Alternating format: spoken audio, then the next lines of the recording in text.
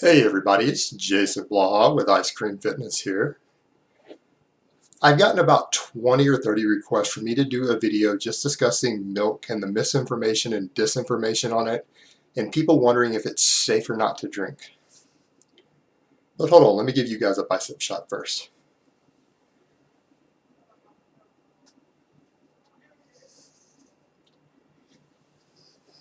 Okay, on to the topic of milk.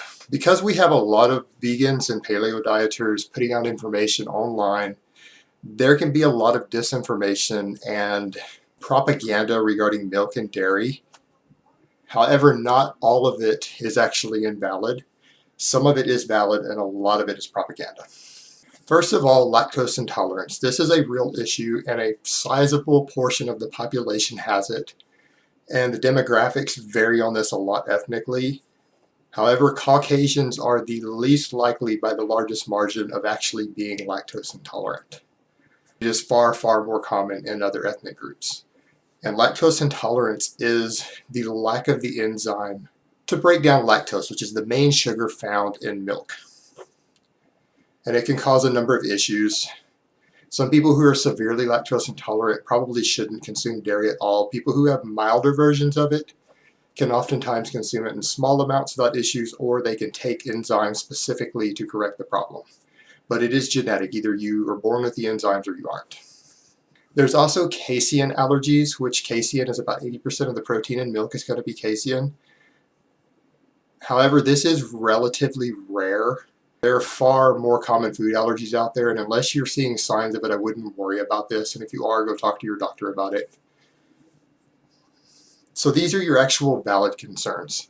All right, the others that come up, people mention that milk is linked to acne due to changes in hormone production and things, but a lot of other foods are related to this, and even exercising can be related to this because as your hormone levels increase from different things, you can experience some side effects like that from boosting of sex hormones.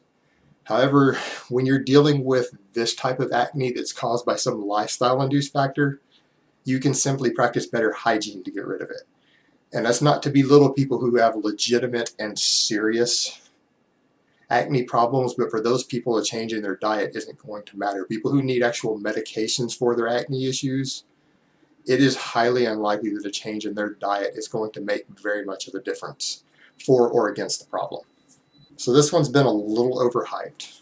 As far as the cancer thing, this has been completely blown out of the water. This link between dairy and cancer is absolute propaganda.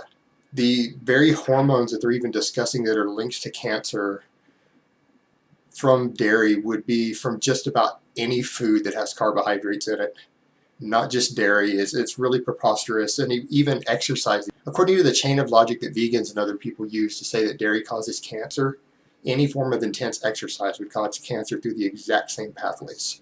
So this is really at best propaganda because we know that intense exercise dramatically reduces the chances of causing cancer, yet according to their same chain of logic it would cause it.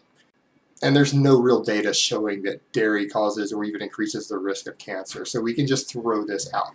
So in short, unless you are lactose intolerant or have a casein allergy, you really shouldn't worry about dairy for the most part. It's safe to drink, whether it's skimmed, whole milk, or semi-skimmed, or other forms of dairy. You don't need to be afraid of them. As long as they fit into your macros and micros for the day, feel free to have at it.